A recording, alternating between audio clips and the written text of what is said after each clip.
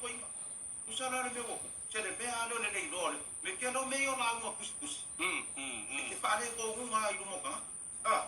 Mo le la wa kusi a fai ka. Ole no na usala ko inga ma wa sa pela ba.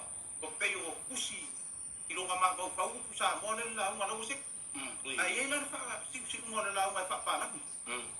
Usole ole au ku. United we stand, divided we fall. Fight. Ole me na nga ne o ke ngel lau.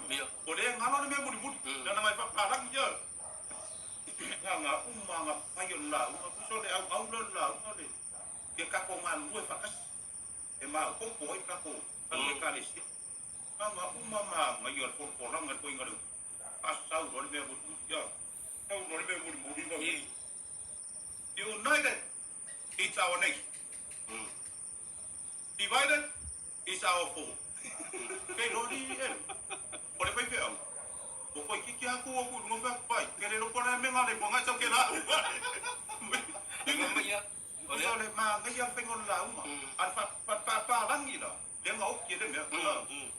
Usale united we stand. Divided we fall. Ole wa ke ide ka le sia mai. Remember. United is our nation. Divided is our foe. Pero, boleh lupa kena nano lagi mai ngai ko inga upa. Ala kus sia dengan ni mai go inga. Bawa ngar ko inga meo ini. Ko inga nade. Bawa fa inga le bai aku.